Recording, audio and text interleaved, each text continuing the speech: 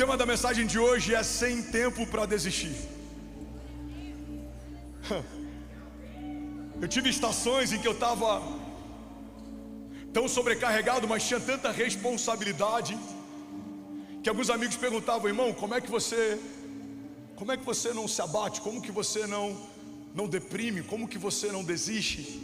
E a minha resposta sempre era a mesma: eu tenho 3 filhos, uma mulher e um chamado. Eu não tenho tempo para desistir. Eu não tenho tempo para reclamar do que não aconteceu, da porta que se fechou, porque enquanto gastamos tempo reclamando de um passado que não cumpriu uma expectativa, perdemos tempo de profetizar sobre um futuro desejável. Vamos, alguém comigo? A Bíblia diz que a nossa língua carrega poder de vida e de morte, e aquele que gosta de usá-la comerá do seu fruto. Levanta sua mão direita e declara comigo: diga: a minha boca falará de futuro e não de passado, falará de milagre e não de problema, falará de Cristo e não do inferno, de livramento e não de deserto, de escape e não de fornalha. Diga: porque para cada estratégia do inferno há caminhos de Deus em meio a desertos. Declare com autoridade: diga: para cada levante do inferno há um escape de Deus que vem à minha direção. Podem 1000 cair ao meu lado, 10.000 à minha direita, mas eu não serei atingido.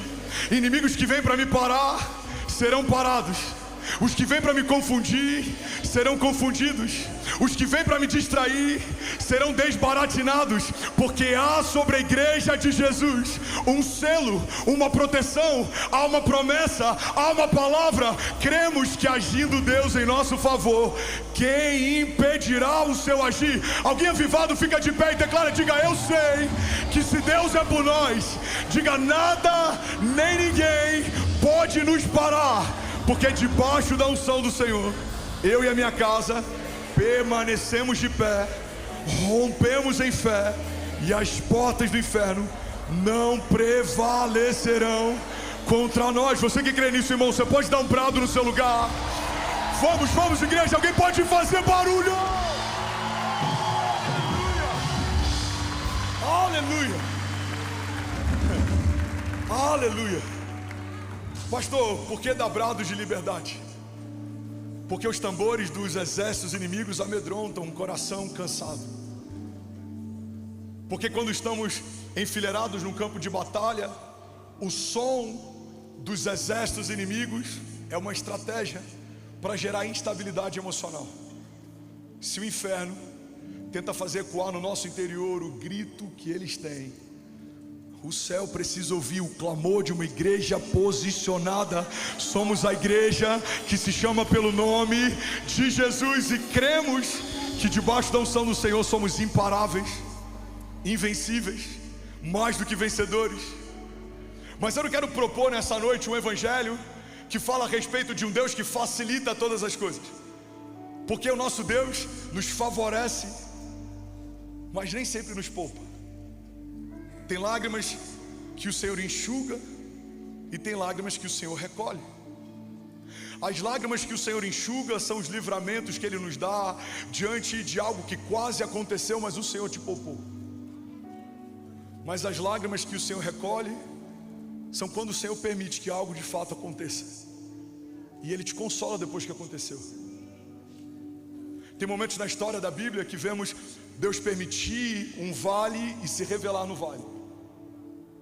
Mas tem momentos que vemos Estevão com a glória de Deus brilhando sobre a sua face, entregando a sua vida e não tendo escape nos dias naturais, mas tendo o seu nome escrito na eternidade para sempre. O primeiro mártir da igreja primitiva está com o Pai desde o dia da sua morte. Alguém pode levantar a mão e declarar isso comigo? Diga: eu sei que o Deus que permite também é o Deus que protege.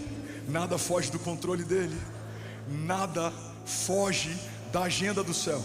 Diga: por isso eu e a minha casa vivemos o que o Senhor preparou para nós.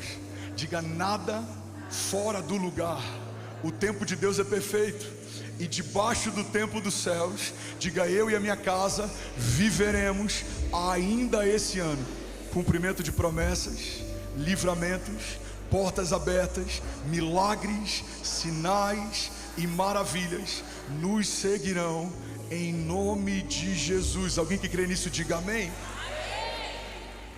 A verdade é que cada vez que você decide não desistir, você constrói um novo testemunho. A mulher que tem um marido fora de casa e decide não desistir, a posição dela já é testemunho. Uma mãe que tem desafio com filhos, perdido nas drogas, mas decide não desistir, a posição dela já é testemunho. Um homem que está diante de um mar vermelho e decide não desistir, tocar com cajado no mar é parte do testemunho. Estar diante do mar crendo que Deus fará algo, irmão, isso já é glorioso. Nem toda manifestação do livramento, do escape de Deus é tão poderoso quanto a sua dependência, provando que independente do que vai acontecer, você sabe, Deus enviará a resposta. Não nos movemos por evidência, nem sempre elas virão, nem sempre o dia é favorável, nem sempre o dia está a nosso favor, mas estamos fazendo o que Deus nos chamou para fazer, porque cremos que aquele que prometeu é fiel para cumprir, que aquele que começou a boa obra é fiel para concluí-la. Sabemos que se Deus é por nós, nada nem ninguém pode contra nós. É sobre isso que eu quero pregar nessa noite. Filipenses 1,6 diz assim: tendo por certo isso mesmo, que aquele que em vós começou a boa obra, a aperfeiçoará até o dia de Jesus Cristo. Alguém pode dizer glória a Deus por isso? Então eu quero passear com você hoje no texto que está lá em Hebreus 10, quando o autor escreve para uma igreja em crise.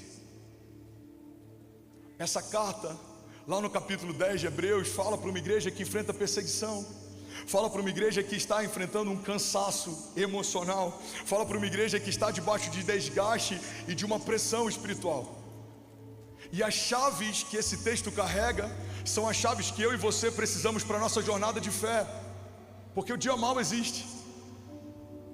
O dia mau faz parte da jornada de qualquer um. Os heróis da fé não foram poupados do dia mau, eu e você não seremos também. Mas a verdade é que o tipo de história que vamos construir com Deus está mais ligado a como nos portamos no dia mau do que como nós nos portamos no dia bom. Quando o vale vem, quando as portas se fecham, quando a resposta é não, quando amigos nos deixam, quando o cansaço bate a porta, é nesse dia que a fé que realmente carregamos, ela é exposta. Irmão, guarda isso aqui em nome de Jesus. O que você realmente crê, ele fica claro no dia da provação. O que você realmente crê sobre quem Deus é, isso fica exposto no dia da tentação. Falamos que amamos a Deus, somos testados quando portas se fecham. Falamos que cremos em Deus, somos provados quando estamos só. O salmista diz: mesmo que eu ande por um vale de sombras e morte, mal nenhum eu temerei, porque tu, Senhor, estás comigo. O salmista entendeu um princípio: mesmo que eu olhe e naturalmente não encontre ninguém, eu sei que o Deus da minha salvação nunca me deixa só. Ele está comigo no vale, Ele está comigo no palácio, Ele está comigo no dia bom, Ele está comigo no dia mau, Ele está comigo quando portas se abrem, Ele está comigo quando portas se fecham também. Há uma promessa feita por Deus para o seu povo: eu estarei com vocês todos os dias até a consumação dos séculos. Pregar isso é fácil, estudar isso é fácil, experimentar isso talvez seja um dos maiores desafios da jornada de fé de um cristão. O próprio Cristo foi tentado nessa área. Depois do batismo, do derramar de uma porção do Espírito, o próprio Espírito leva para o deserto para testar dependência e confiança. A Bíblia diz que depois de 40 dias e 40 noites jejuando, o próprio Satanás se apresenta para ele para testar as bases e os fundamentos da sua fé. Celeiro, olha para mim: fé não é o que se sente, fé é o que se sabe. O que sentimos a respeito do caráter de Deus é volúvel, mas o que sabemos a respeito do caráter dele é o que mantém a gente no dia mau. Eu sei que o meu Redentor vive, eu sei que Ele é bom e generoso, eu sei que Ele é fiel e justo, eu sei que nada foge do seu controle e nada escapa das suas mãos. Eu sei que todos os meus dias foram escritos pelo Senhor antes de qualquer um deles existir. Eu sei que antes da crise de hoje chegar, o escape já estava a caminho. Eu sei que antes do pecado me manchar, um cordeiro já havia sido preparado no meu lugar. Eu sei que a cruz é real. Eu sei que ao terceiro dia Ele ressuscitou. Eu sei que a ressurreição é a base que me faz crer que tudo vai terminar bem. Mesmo que haja vale, morte, crise, mesmo que principados ou potestades me resistam, a palavra de Deus me garante que se eu resistir ao diabo, ele fugirá de nós. A palavra de Deus me garante que podem 1000 cair ao meu lado, 10.000 à minha direita, mas inimigos que vêm contra mim por um caminho, por 7 caminhos eles fugirão. E Hebreus 10 é um texto de encorajamento, mas principalmente de exortação. Muitas vezes saímos animados depois de um sermão, mas por não sermos exortados, a nossa fé dura pouco. Porque não tem nada pior do que um tolo motivado. O que vai manter a gente firme na segunda-feira é o quão aprofundados estão os nossos fundamentos. Qual o nível de consciência e clareza que a gente tem a respeito do caráter de Deus. O porquê somos chamados de filhos, herdeiros e co-herdeiros. O porquê recebemos o espírito de adoção e o que Ele nos dá direito e acesso. Porque podemos entrar confiadamente na sala do trono. Irmão, quando eu entendo a profundidade da liberdade de entrar confiadamente na sala do trono de Deus, as crises não deixam de ser crises, mas o espírito que me reveste é um espírito de ousadia. A palavra de Deus diz que não recebemos um espírito que novamente nos escravize, mas foi para a liberdade que Cristo nos libertou. Então entenda, você é livre para acessar a sala do trono. Você é livre para apresentar ao Senhor petições e clamores. Você é livre para em nome dEle levantar as mãos e resistir todo principado e potestade. Você tem liberdade para reivindicar, estabelecer. Pede-me e eu te darei nações por herança e os confins da terra como a tua propriedade. Você é livre para declarar, profetizar, trazer existência o que não existe, tratar as coisas que não são como se já fossem. Você é livre. Você é livre. E quantas vezes o tamanho dos nossos gigantes nos faz recuar? Quantas vezes a força de um diagnóstico nos faz duvidar? Eu tenho falado isso aqui com a igreja. Temos ressignificado o Deus das coisas impossíveis e colocado Ele na categoria de Deus das coisas difíceis. Irmão, tem crentes dizendo diante de alguns cenários que isso nem Deus pode mudar. Isso aqui nem Deus pode fazer. Aquele ali nem Deus consegue mudar. Irmão, a Bíblia diz que a fé não limita a Deus e Deus não limita a fé. Agindo Deus, não há quem possa impedi-lo de agir. Aquele que estabeleceu os fundamentos da terra e deu limites ao mar, aquele que estabeleceu cada uma das estrelas e dos luminares, aquele que não buscou conselho a ninguém quando fez tudo o que há enquanto nada existia. Esse mesmo Deus já fez uma jornada para você, desenhou uma história, escreveu seus dias, estabeleceu sua identidade. Não há um lugar que possamos nos apartar da presença dEle. Se formos aos lugares mais altos, lá o Senhor estará. Se fizermos a nossa cama na sepultura, no lugar mais profundo, lá o Senhor estará também. Antes que a palavra se forme na minha boca, Ele já a conhece. Quando eu me deito e quando me levanto, o Senhor já sabe o que eu preciso. Ele sabe o que me falta, Ele sabe o que está disfuncional, Ele sabe o que foi quebrado, Ele sabe o que foi ferido. Irmão, eu vivi uma crise há alguns meses atrás, em que a minha confiança na justiça de Deus foi testada, porque tem momentos que a gente se satisfaz só em pessoas ouvirem o que estamos passando, mas elas não podem mudar a nossa história. Mas quando vamos para o secreto e semeamos em lágrimas aos pés daquele que sabe o que precisamos, irmão, o teu silêncio grita, a tua posição muda histórias. Deus, Ele não está passivo, não é como deuses feitos por mãos humanas, que tendo ouvidos não ouve, que tendo olhos não veem. Não, nosso Deus está sentado, à direita está o seu Filho e Ele intercede por nós. Temos livre acesso a um vivo caminho que se chama Jesus, o autor e consumador da nossa fé. fé, e por esse caminho podemos acessar e pedir e clamar e chorar e derramar, e certamente dos céus haverá resposta. Alguém pode dizer glória a Deus por isso? Hebreus 10:35 diz: não rejeiteis, pois, a vossa confiança, que tem grande e avultado galardão, porque necessitais de paciência, para que depois de haver desfeito a vontade de Deus, possais alcançar a promessa.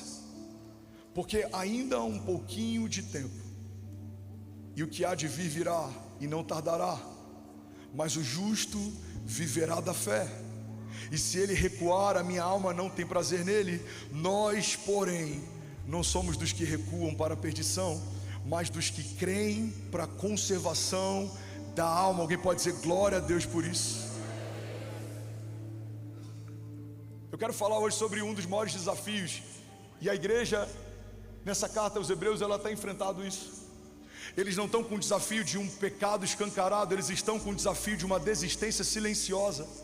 Igreja, olha para mim. Produção, acende a luz dos andames. Eu quero olhar no rosto de quem está me ouvindo pregar. A gente consegue perceber um pecado escancarado, a gente consegue perceber uma crise quando está instaurada, mas a gente nem sempre consegue perceber quando alguém está desistindo silenciosamente, dia após dia. Eu vi esses dias um vídeo de um rapaz que estava soprando as velas no aniversário, e no vídeo dizia que no dia seguinte ele tirava a própria vida. Ninguém na festa percebeu o pedido de socorro do sorriso sem graça dele no meio de uma festa. Eu comecei a meditar nesse texto de Hebreus 10, e uma coisa que me chama a atenção é que mesmo vivendo grandes feitos no passado, uma igreja que tinha um histórico de glória estava silenciosamente desanimando. Irmão, quando o cansaço não consegue roubar a tua alegria na salvação, quando o cansaço não consegue paralisar você, ele vai tentar te cansar, porque o cansaço é uma das maiores portas de acesso para a desistência, o desânimo, a falta de fé, uma espera passiva.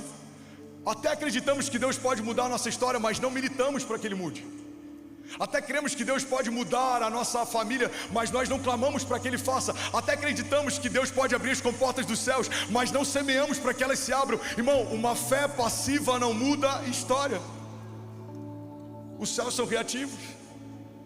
Clama a mim e responder-te-ei, e anunciar-te-ei coisas grandes e insondáveis que não sabes. Em outro momento a Bíblia diz: se o meu povo, que se chama pelo meu nome, se humilhar e clamar e buscar a minha face, e se arrepender dos seus maus caminhos, eu, Senhor, ouvirei dos céus, sararei a sua terra, perdoarei os seus pecados. O que eu quero propor nessa noite, irmão, é que por mais que haja cansaço, você não tem tempo para desistir. Há alguém que depende de você, há uma família que depende de você, há uma geração que depende de você, há algo depositado em você que não vai parar em você, há algo liberado sobre você que vai se estender a partir de você. Há alguém comigo? Diga amém.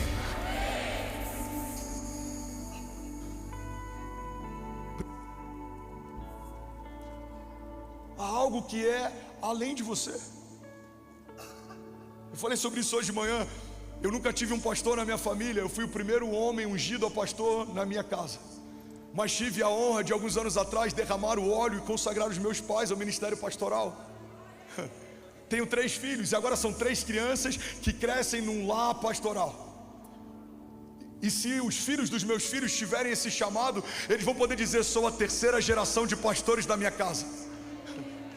O que eu quero dizer é que não importa o passado que você teve e o que te trouxe até aqui, o que importa é que algo vai acontecer a partir daqui.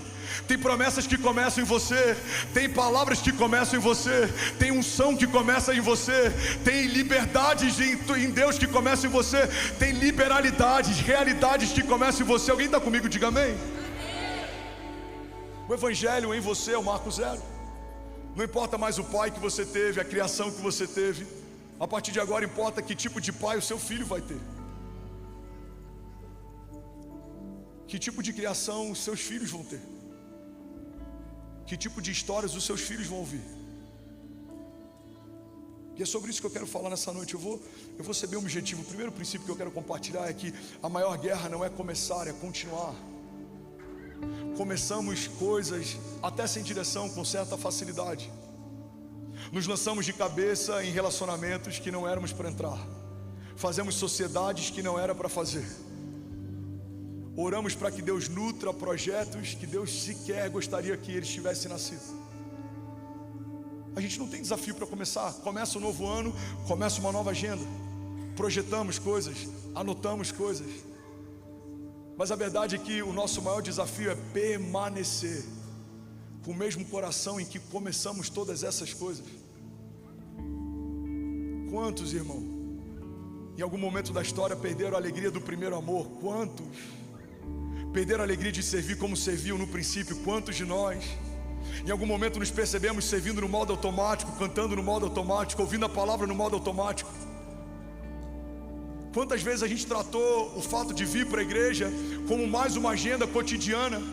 Quantas vezes a gente teve mais euforia para o futebol de segunda-feira com os colegas do que para o domingo com a família na casa de Deus? Não é um problema seu, faz parte da nossa natureza. Tornamos banais coisas sobrenaturais só porque elas acontecem com frequência. Quantas vezes ouvimos, hoje foram só 20 pessoas que entregaram a vida para Jesus. Como só 20? São 20 famílias, são 20 gerações, são 20 pessoas que nasceram de novo. São 20 pessoas que não estão indo para o inferno, mas estão povoando o céu. Quantas pessoas curadas? Não, hoje não teve ninguém com câncer, a maior parte foi dores de cabeça e enxaqueca. Irmão, não pode tornar banal o que é sobrenatural. Deus está fazendo algo que não merecíamos acessar. Deus está nos revestindo de algo que não fazia parte da nossa natureza. Os céus estão sobre a terra, isso é sobrenatural. Alguém está comigo? Diga amém. Hebreus 10:35, quando o texto diz: não rejeiteis, pois, a vossa confiança.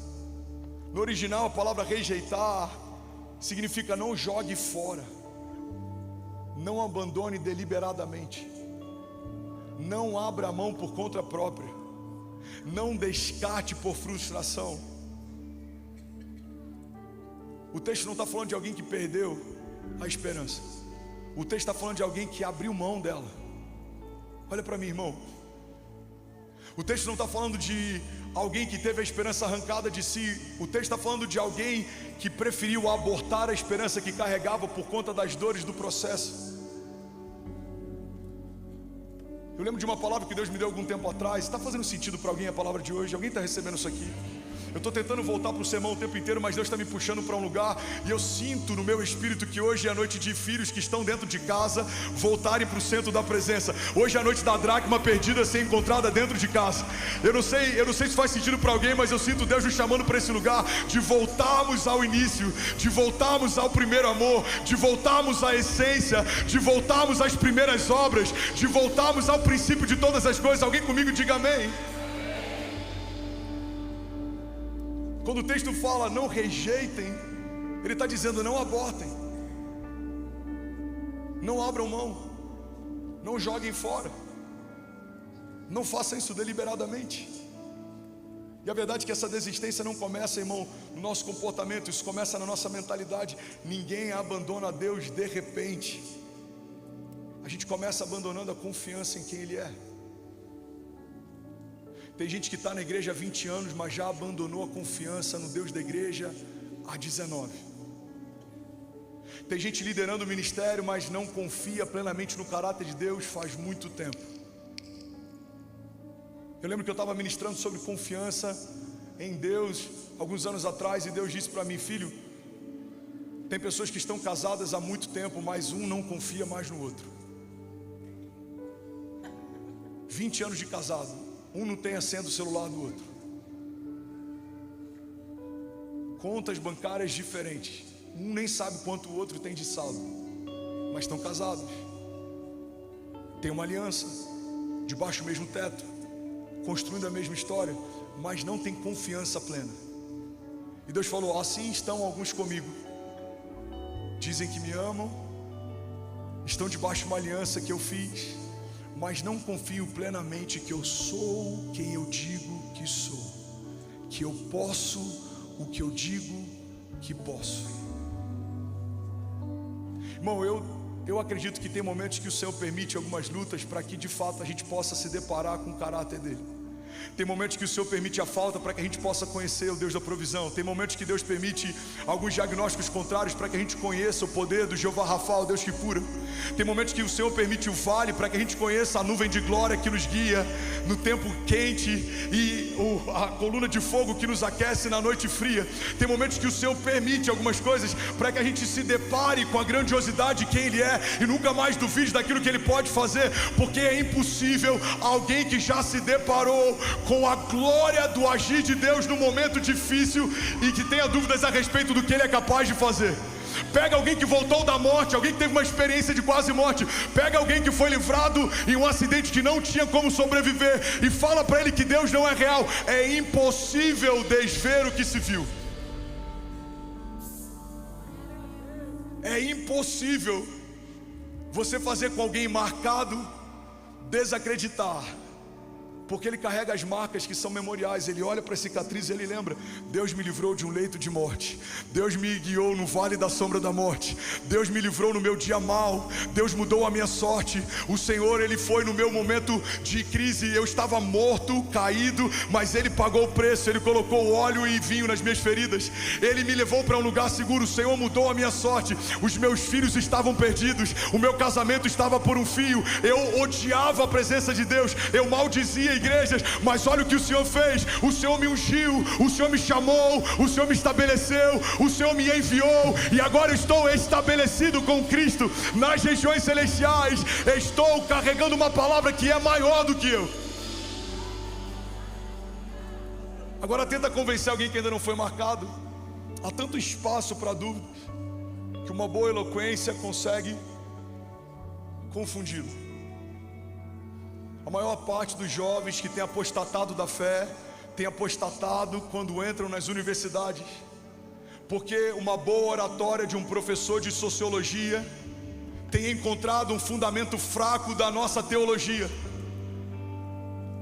Uma pseudo-autoridade de alguém que ensina como quem sabe todas as coisas tem colocado em dúvida alguém que ouviu sobre Deus, mas não foi marcado por Ele.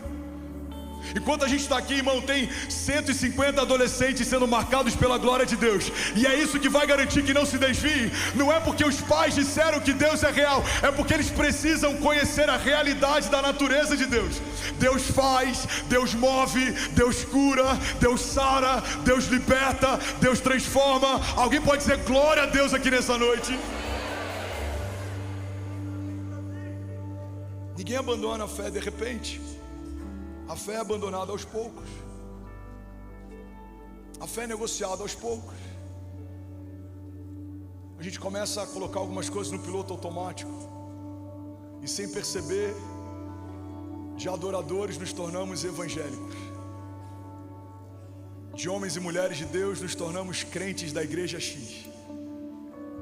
Lutamos por placas, defendemos denominações, nos degladiamos nas redes sociais. Uma das coisas que mais me feriu nos últimos meses é ver comentários de ímpios dizendo: se até vocês discutem tanto entre si, como eu posso acreditar que há paz em congregar entre irmãos?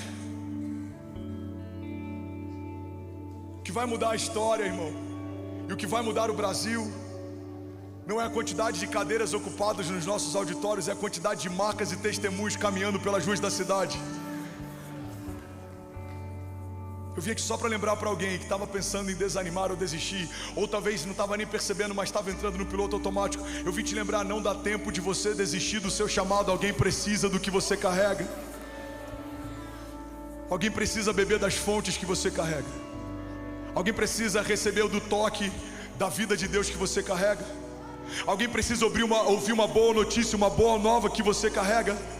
Todos os dias pessoas acordam e eles olham os noticiários: guerra do Irã, crise econômica, ano de eleições, Neymar não vai para a Copa. Cada hora é uma notícia diferente. Irmão, precisamos nos alimentar de uma boa notícia. A boa notícia é: Deus está onde sempre esteve, governando de geração em geração. Nada fugiu do seu controle. Ele é quem Ele sempre diz que era. Ele é quem Ele diz sempre que era. Eu sou o que sou.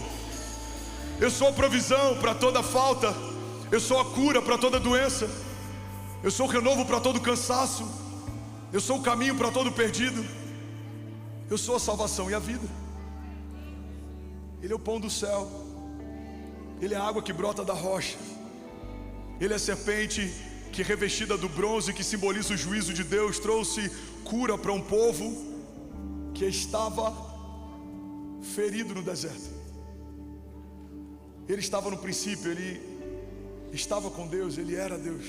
E todas as coisas foram feitas por meio dele, sem ele nada do que foi feito se fez. Alguém pode dizer glória a Deus por isso?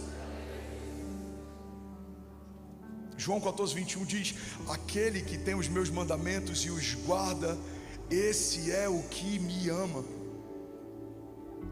O segundo princípio que eu quero compartilhar nessa noite é que o justo vive de uma fé que não recua.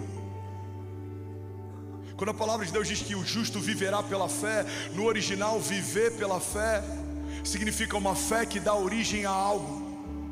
No Brasil a gente transformou esse termo em viver pela fé como desculpa para viver sempre em crises e nunca viver algum tipo de milagre. Como é que você está, minha irmã?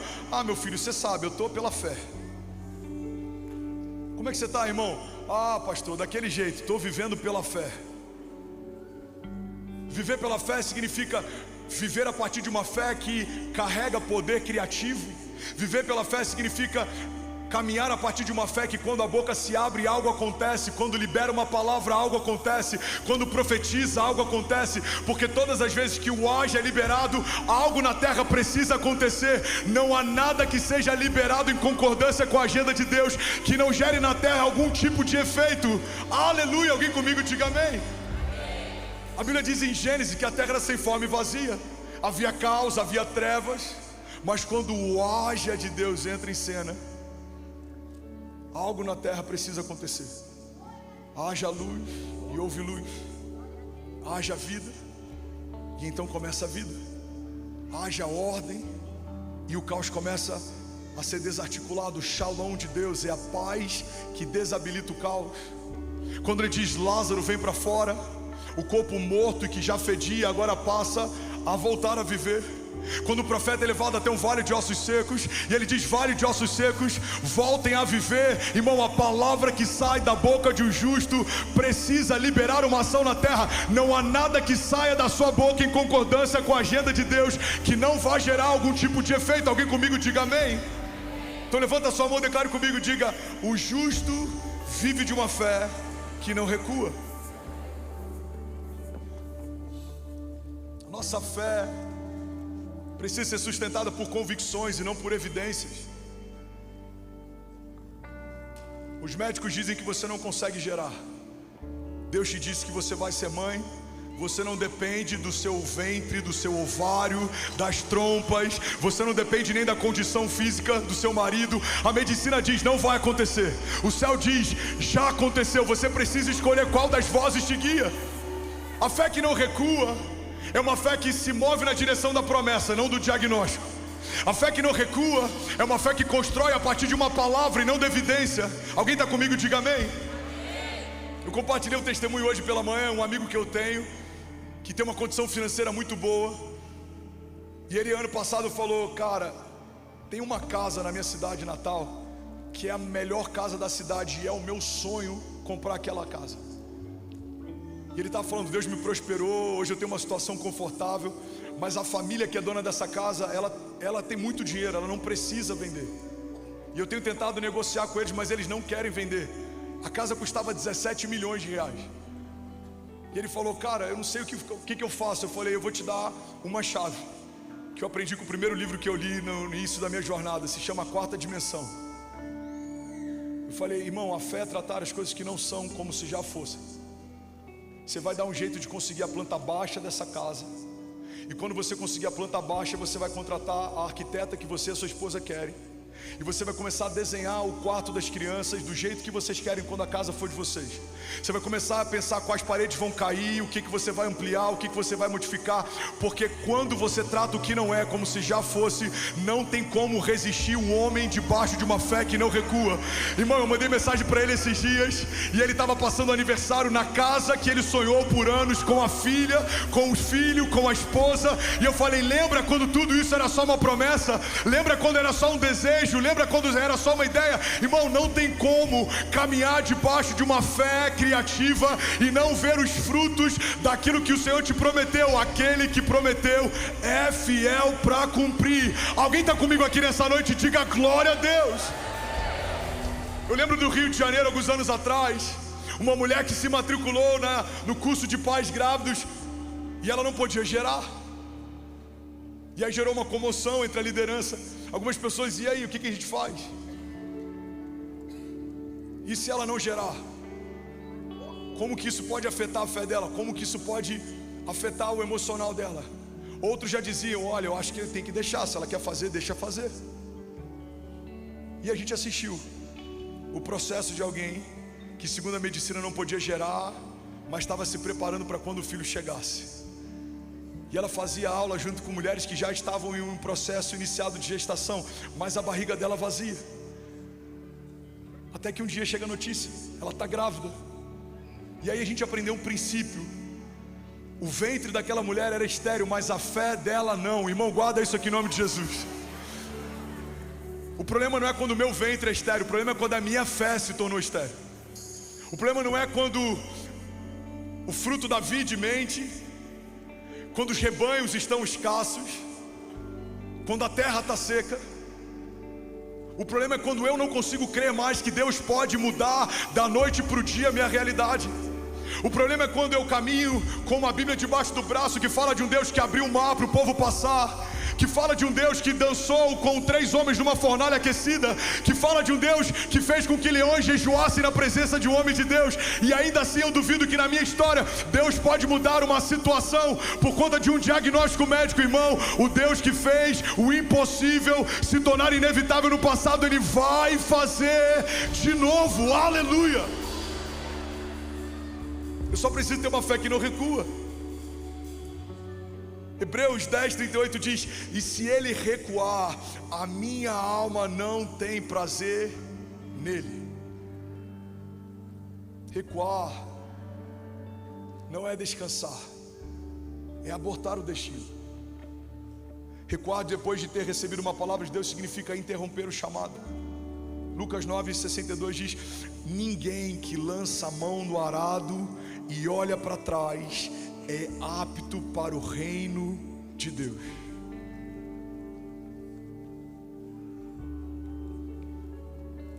Eu vim aqui como um homem ferido, falando a homens feridos. Eu vim aqui como um homem quebrado, falando a homens quebrados. Eu vim aqui como um homem marcado, falando a homens marcados.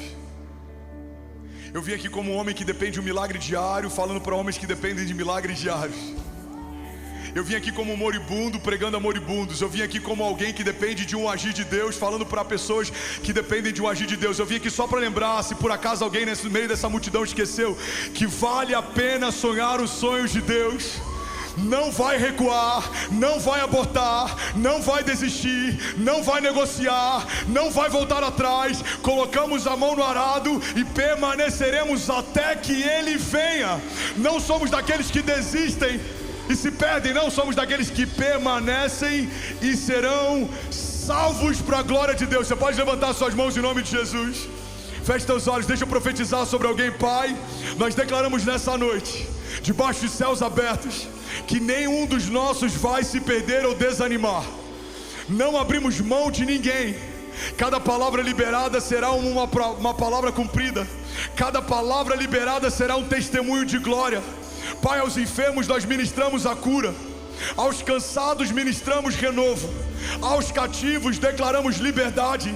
Pai, porque não há nada que a terra possa condenar, que os céus não possa fazer ressuscitar ainda essa noite. Pai, eu oro por casamentos que estão por um fio. Eu oro por pessoas que têm enfrentado pensamentos de morte. Jesus, nós oramos por ventres que não conseguem gerar.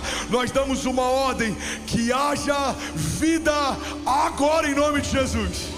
Que haja ressurreição agora em nome de Jesus. Receba o toque de Deus, receba uma palavra de Deus, receba um bom ânimo, a alegria. Seja fortalecido do alto da tua cabeça à planta dos seus pés. Declare com autoridade, diga: eu sou quem Deus diz que sou. Diga: eu tenho o que o meu Deus diz que eu tenho. Diga, e eu vou viver cada promessa que o Senhor me fez, em nome de Jesus. Se você crê nisso, irmão, você pode dar um brado de liberdade no seu lugar. Vamos celebrar o São Paulo. Alguém pode, pelo amor de Deus, fazer barulho? Vamos, exalte a Ele. Exalte a Ele. Você pode dar um brado de liberdade no seu lugar. Aleluia. Aleluia. Aleluia. Eu já vou finalizar. Alguém pode ouvir 10 minutos dessa palavra antes da gente fazer o apelo? Sabe, eu aprendi caminhando com Deus que recuar é mais perigoso do que falhar. Eu conheci homens que falharam na jornada, o Senhor colocou eles de pé e eles estão vivendo algo glorioso. Mas eu também conheci homens que recuaram e nunca mais voltaram para os caminhos. Olha para mim. A Bíblia diz que os passos de um homem bom são confirmados pelo Senhor, e ainda que ele caia, não permanecerá prostrado. Mas a mesma palavra que diz que o homem que cai não permanece prostrado, diz que aquele que coloca a mão no arado e recua, a alma do Senhor não se alegra nele. Tá tudo bem errar, irmão. Pedro errou. Pedro quis poupar o Cristo da cruz, foi chamado de Satanás. Maria errou. Quis dizer para Jesus o momento dele fazer o que ele deveria fazer. Jesus fala: mulher, o que tenho eu contigo? Pedro errou. Paulo exorta Pedro já como apóstolo, porque ele está tentando trazer fundamentos judaizantes debaixo de uma nova aliança. Eu errei, você errou, mas estamos de pé buscando na mesma fonte, crendo que nele há escape e livramento. Porque santo não é aquele que nunca se suja, é aquele que sempre se lava.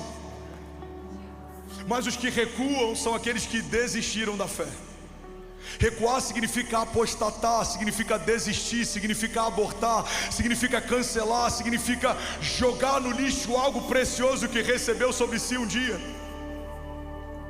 Se enquanto você está vivendo o chamado, você erra, o oleiro te chama para casa, quebra o que precisa ser quebrado e refaz o que precisa ser refeito. Mas você continua sendo vaso e continua nas mãos do oleiro.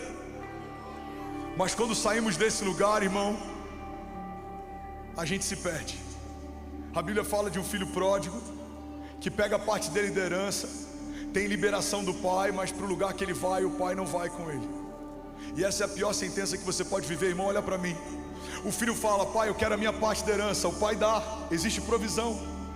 O filho fala: pai, eu quero ir embora. O pai deixa, existe liberação. Mas tem uma sentença: aonde o filho pródigo vai, o pai não vai com ele. Irmão, guarda isso em nome de Jesus.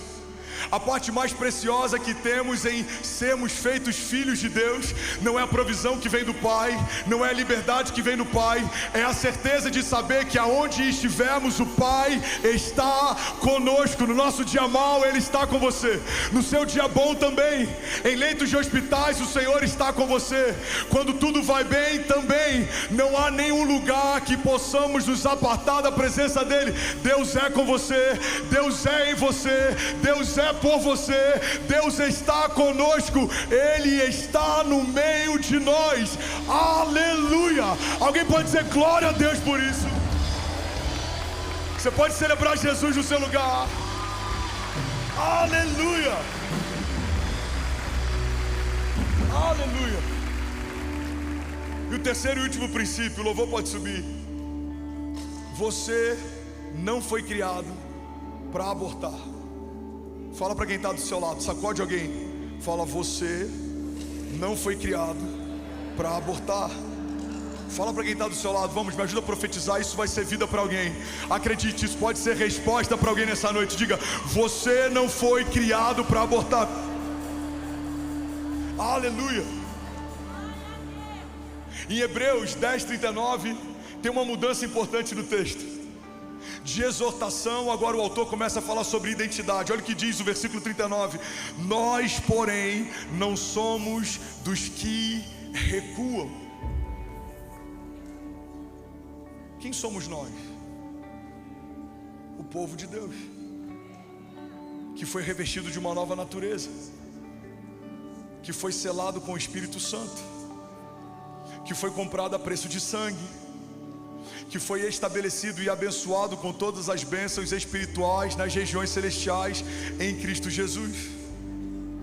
Então nessa nova identidade não há espaço para abortar, porque essa nova identidade não foi criada para abortar nada. Você não vai abortar promessas, você não vai abortar chamados, você não vai abortar vida, você não vai abortar destino.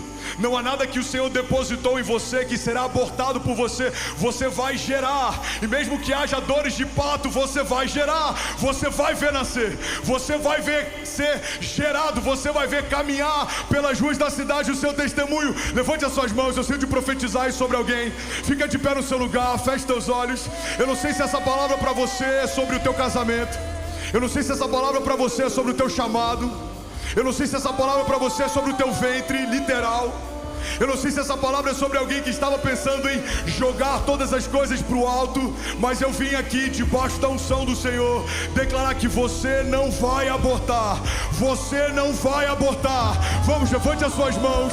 Você que é batizado com o Espírito Santo, abra sua boca, seja livre, seja livre, seja livre. Vamos, intercessores, comece a liberar o som do céu nesse lugar. Eu sinto que hoje é noite de libertação, é noite de reposicionamento, é noite de avivamento. Vamos, vamos, vamos. Levante as suas mãos, abra sua boca, seja livre. Receba vida, receba bom ânimo, receba coragem da parte de Deus. Você não vai abortar, você não vai desistir, você não vai desanimar, você não tem tempo para isso. Você, como aqueles que confiam no Senhor, correm e não se cansam, voam alto como águias. Vamos, vamos, vamos. Xerecatarabá.